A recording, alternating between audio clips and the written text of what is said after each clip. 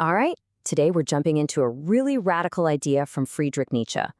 What if our morality, our sense of good and evil, isn't some universal truth? What if it's actually a direct reflection of our deepest psychological instincts? Let's dive in. So let's kick things off with a question that really cuts to the chase. Is goodness a sign of strength? Or could it actually be a symptom of weakness? Nietzsche just throws this out there to get us to look past the easy answers and really think about where our values come from. So here's Nietzsche's big idea. Morality, it's not one size fits all, not even close. He says it's basically an expression of your fundamental psychological makeup. And we're going to unpack this by looking at one of his early writings where he first sketched out the blueprint for two kinds of people, the noble soul and the common soul. So first up, we're going to challenge this whole idea of a single universal ethic. For Nietzsche, your moral compass isn't something you find out in the world, it's a product of your inner constitution, what he called your fundamental type. And it all kicks off with this really key concept, the pathos of distance. Now, what is that? It's this fundamental feeling of separation, of superiority that the noble soul just has. It's this psychological gap that gives them the room to create their own values without needing anyone else to sign off on them. It's the starting point for their whole way of seeing the world. Okay, so let's dig into that first psychological blueprint, the noble soul. This is the internal wiring, you could say, that gives rise to what Nietzsche would later call master morality. So what makes a noble soul tick? Well, for starters, they're defined by what Nietzsche calls a self-affirming abundance. It's like they have this surplus of energy and passion just overflowing. They're a proactive, original force. They act from their own will, and they couldn't care less about getting approval or calculating what's in it for them. In essence, they are a law unto themselves. Their actions aren't a reaction to anything, they're a pure expression of who they are. And this quote right here, it just nails their entire worldview. The noble soul doesn't consult some external rulebook to figure out right and wrong. No, they are the source of value. If something harms them, if it lessens their power, then it is, by definition, bad. Period. Morality literally starts and ends with them. All right, now let's flip the coin completely. Let's look at the psychological blueprint of the common soul. This perspective, this internal wiring, is the very seed of what Nietzsche later calls slave morality. You know, where the noble is all about that passionate overflow, the common soul is all about utility, safety, and just self-preservation. Their actions are reactive, they're calculating.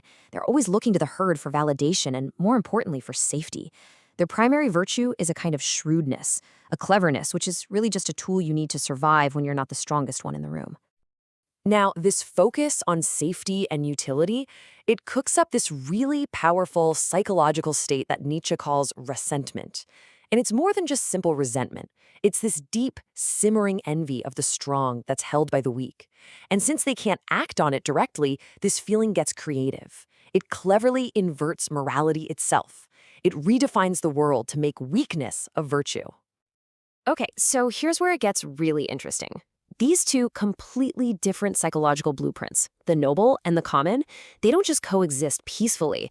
They inevitably build two completely different and totally conflicting moral worlds. And you can see the clash right here, side by side. On one hand, you have master morality, which grows out of that noble soul psychology. It's proactive. Its core values are things like power, risk, passion. And good?